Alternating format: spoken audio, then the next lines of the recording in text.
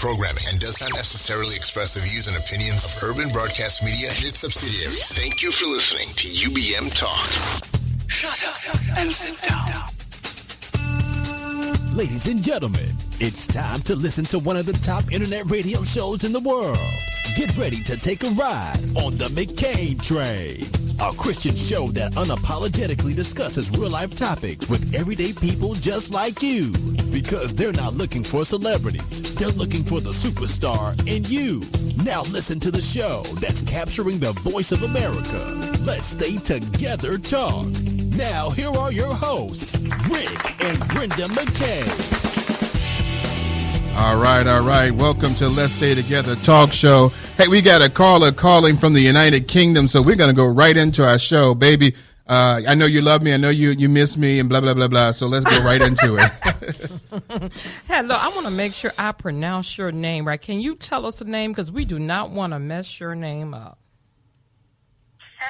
It's Pavithra. Pavithra?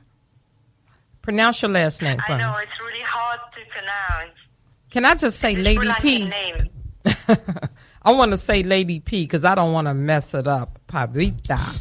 I was saying Pavithra, and I was saying it all wrong. But I want everyone to know that she is a journalist at BBC, and she is from United Kingdom, calling us at 12 a.m. in the morning. So we want her to get some rest. So let's get right into this interview. First of all, we want to thank you for taking time out of your sleep time and connecting with us. No worries. I really appreciate the opportunity. I like your work. I listened to you, and I thought, why not? I should talk to you guys. Hey, well, we really appreciate that. So tell me a little bit about, how you got into journalism and what inspired you to go in that field. Well, it's a long story. Well, if I cut it short, when I was a kid, we used to go into this really rural area in Sri Lanka, this village, to help them, give them aid. And somehow I saw this kid who was running without slippers in very hot weather on a road without slippers with blisters. And well, I got this feeling that I'm a town girl. I'm not a village girl. I used to live in the capital, and I've never seen something like that. So it really got me thinking that I should do something. So it started from there, and then I started working in my Sunday school as a presenter in small programs, and then I was in the debate team, so it built up in my high school. I was doing a radio show in my high school. After that, once I finished my A-levels, I got a chance to get into our state media as a presenter and a producer. So it got me to World Service. It's just a long... It's a nice story. Now, how many different languages do you speak? 4 languages. All right. I speak one. Right. 4 different languages. So you could just travel abroad anywhere, basically, and do your interviews and your journalism and everything. Well, give me another language that you speak. I speak Hindi and Sinhala. Sinhala is my mother tongue. And Tamil and English. Okay. Oh, wow. So that must pretty much help you a lot with your journalism field out there in United Kingdom, because there are different nationalities and languages out there. So it does help you out a lot with talking to different people, correct? Yeah. Actually, I work in World Service where lots of languages work in one flow. So it's really easy to, not even with people like outside the world I work, but inside where I work, it's really easy to connect with people, share new stories. Always, when you speak someone's language, they welcome you as their family. So I think I get a lot of opportunities in that way, yes. Have you ever traveled to the United States? Oh, no, but I wish to travel one day to States. I really want to see around. Yeah. So, as far as journalism, you have a lot of people out there that don't know that there's different kind of journalistic things that you can do. What are you doing? And help a person right now that's going in that field. Tell them some of the challenges and some of the joys of what you do. Well, as I see it, whatever you do, maybe journalism, maybe something else. First thing I've learned that whatever you want to be, first you have this confidence that I can be this person, I can do this work my own, and I have self-confidence and I'm going to put myself out. That's the first thing you need, and after that, everything comes easy. So, the challenges, you don't have any challenges like, a show calling you and asking you to be on there at 12 o'clock midnight, those kind of challenges that you have to meet. What inspires you to always be so accessible so you can provide the best information possible for the people around the world or those who listen? Well, when it comes to Sri Lanka is not a developed country, so we are doing radio most of the time in BBC, and radio is the thing that can go to people who don't have a television, who don't have a laptop, but just a simple radio equipment. They can listen to us. So that's the only way they can know what is happening around the world, what is happening out there. So I think it's pretty important what journalist does. I mean, doesn't matter how far he goes, doesn't matter how hard he works, as long as he can give this small news delivery to this person who sells fish or maybe just sell vegetables in a small market. That's what we do. I think it's really important. Challenges wise, yes, there's a lot of challenges. Time-wise, we always rush into some timeline. There are deadlines that you have to make it, otherwise you're not on air. Well, you guys know more than me.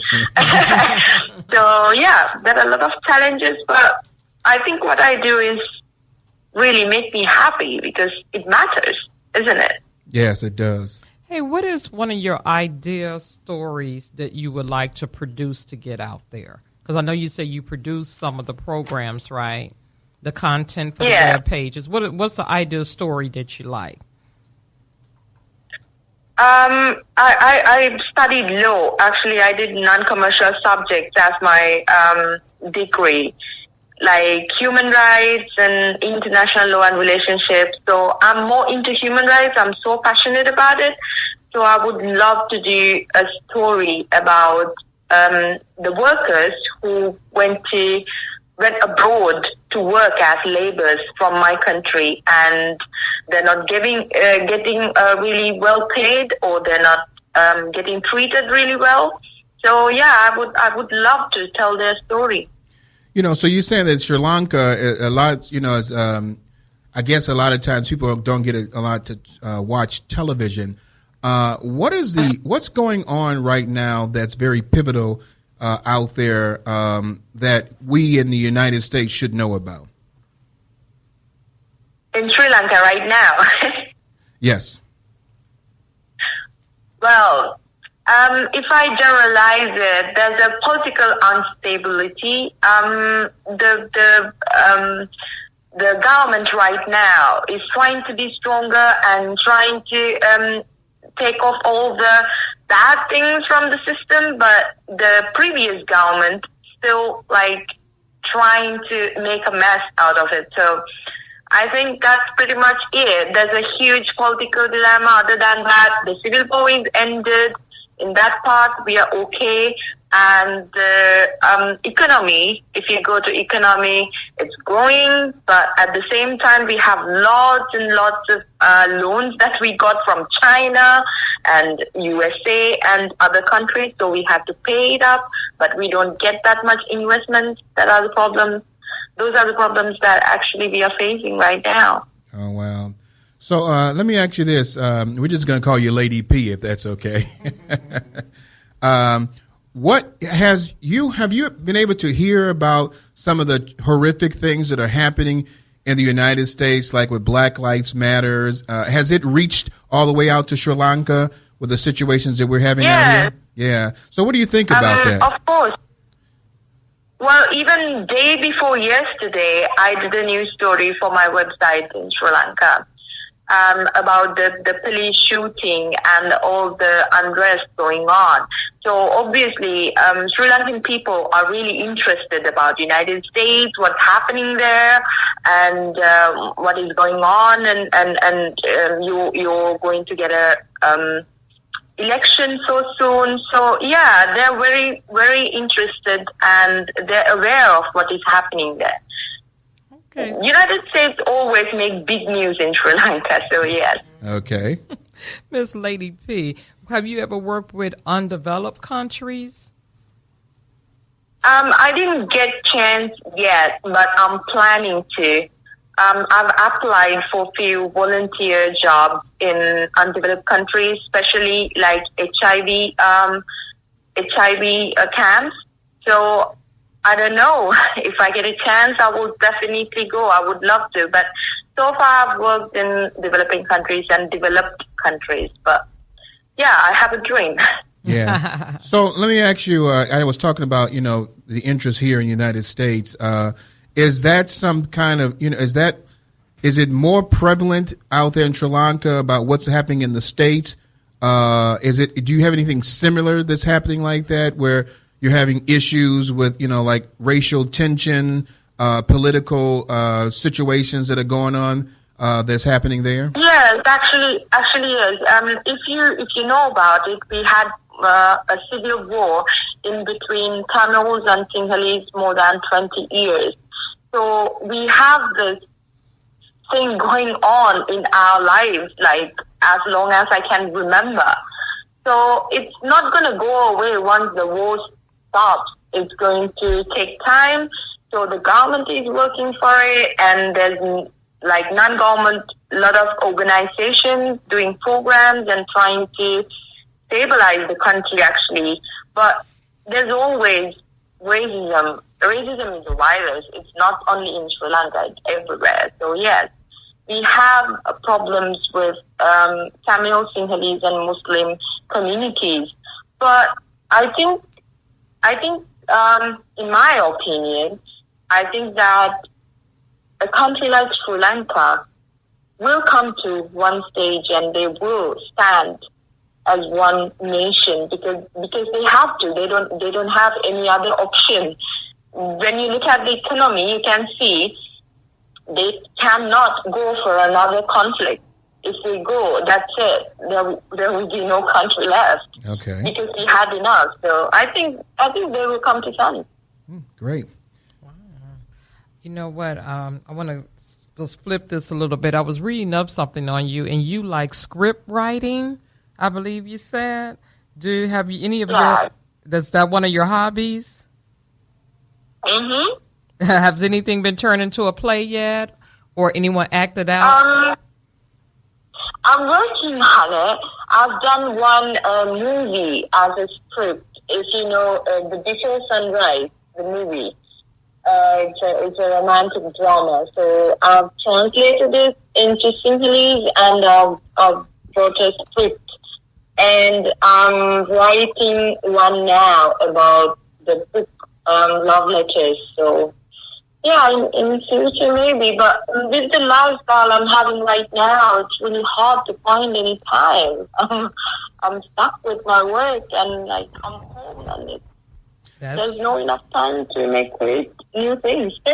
Hey, so do you have any issues with having the government or anything sanction certain things that are written or spoken about from Sri Lanka? I know there are some places where, and I think even in China you have some issues where they don't allow certain things. Russia is like that, and Germany can be that way too, where they don't allow certain journalistic information to come out of that location without it being censored. Do you have that situation there at all? Well, I would say that there were a situation like that a few years back. Because at that time, the government was trying to finish the war, and it was a lot of tension going on in the country, and media rights were really implicated. But when it comes to media rights now, they are talking about a bill, and they passed the bill from the parliament to give people more information. Right to Information Act was passed. So I think it's getting better now. Even before, like the last government was accused of kidnapping people by untainted vans and stuff. But right now it's going down. I think it's getting better now. Yeah. Hey, comparing to what we had before. Yeah. So, our show is called Let's Stay Together Talk. We're talking to, give us your name again because we don't want to mess it up. Give us your name again. It's Pavithra. We're talking to Pavithra, right? Did I say that right? Pavithra? Yeah, kind of. We're going to get that right. Well, we're talking to her. She's calling from the United Kingdom. We're talking on our next stop segment here. We're a Christian radio show, and so I wanted to know, I know like recently we heard in Russia, where there's going to be some sanctions on what Christians can do in their homes or in their churches, and they can't go out and to tell people about their religion. Does that happen there at all? Are you free to express any religious view you have? In Sri Lanka? Yes. Well, we have Tamils who's Christians, and some of them are Hindus, and we have Buddhists, that is the high community, and we have Christians. Yes, we have different languages, we have different communities, and we have different religions. Right now in the country, there are a few tensions going on. The people who are the Buddhists are trying to establish themselves more than the Muslims and Tamils. But I would say when we compare to USA or Germany or France or somewhere else, Sri Lanka still spare that. Sri Lanka is still away from that trouble, I think. Still people can go to church, still people can go to mosque, and they can pray and they can have their religious beliefs. Well, the government is working for it and we are working for it. I think we can be positive that people can have their religious beliefs in future in Sri Lanka. All right. Hey, one of the things we talked about, and I'm just going to go back a little bit. I does a lot of talking on this show. Most people don't know that, but I'm always curious. I'm always curious about so many things that go on outside the United States. And you were saying that what happens here is very important there. Is there a consensus on what people think about the next president, who it should be? Do they think it should be Trump or Hillary? What is the thought there? It's a very, very hard question. Actually, as a journalist, I won't respond to you because I don't have facts in my hand that this much percentage would love Trump and this much percentage would like Hillary. Right. So it's a very, very hard question. Yeah. But I think Sri Lanka, wow. I'm trying to think of an answer right now. Well, we're not gonna hold you to it and like she said this is what Sri Lanka say. I'm just the consensus is because I know the consensus here in the United States is a lot of people, though there may be some that are voting for Trump right now. Hillary has a double-digit lead in the United States, and a lot of people are favoring to believe that she's going to be the runaway nomination for the president of the United States. I'm just wondering if Sri Lankans have heard anything like that. What is their thoughts? I'm hoping that they love the president that we had there before, and what do they think about what's going on in the United States? Well, the United States is a very powerful country in the map right now. I would say most powerful. When it comes to Sri Lanka is a very small island, and no matter who comes to the seat as a president in your country, it will make a huge effect on developing countries like us. So it is pretty important, and people are very interested. And I would say that most of the people will have an opinion about it, and they are expressing it through social media and through our site. They vote for both candidates. Some of them are arguing that Trump should come. The Muslims, they have a huge against feelings for the Muslim community, and some of them are not. Some of them think that still a country can be multicultural and multi-religious, and the Hillary should come to power and get this thing done. So it's mixed, I think. The feeling is mixed. But I can tell you, I can guarantee you that people are so interested. They read the news, and when we put out our news class, like the stories from USA about Trump and Hillary sells well. So we know that people read that. So yeah, they're interested. Yes. Okay, that is interesting, because our president affects the United Kingdom over there, because a lot of people always just assume that when we vote for our next president, it's just concerned about the United States. But we have allies and connections all over in other countries. That's why that was a great question, Rick, because it's like, how does our president affect your country over there? So your answer was a safe, good answer. And it's important to a lot of us. We know the United States is a powerful country, but I don't think people even think about the effects that it can have in other places. And we appreciate you giving us that information. Tell us a little bit about, before we get you off the phone. And again, I thank you very much for being so patient and calling in to us. And I do want you to send me that bill. I want to tell you this one thing, that we do have a thing here on the Let's Stay Together show that once you come on the show, your family. So we will, hopefully we can call you back again to talk to you about some more things. But before you get off the air with us, tell us about some things that's going on with you that we should know, so we can pray about and talk to you about again later. Wow. So I'm planning to do my master's here. More about my studies, actually. I actually work right now to earn enough money to do my further studies. So I'll be doing my master's on international law, especially. All right. And then I'm planning to do a PhD. So, oh wow. Yeah, that's the big dream. Okay, now when you get all these degrees, you remember us now, don't? Like, I don't know who this show is anymore. Well, we're definitely gonna be. I will remember you. Yeah, well, we'll be definitely praying for that. And we want to tell you that we're proud of what you're doing. Thank you very much. We've kept you on the phone for a while. Thank you very much for calling us. And I'm gonna contact you off the line so I can get some information so we can send you a nice gift for the Let's Stay Together show. So you can always know that you are a member and a family member to our show, okay? Thank you very much. Okay. I felt really good after talking. It was really nice chat. Thank you, guys. Thank you very much, and we'll talk to you soon, okay? Thank you. Thank you. All right, bye-bye. Bye-bye.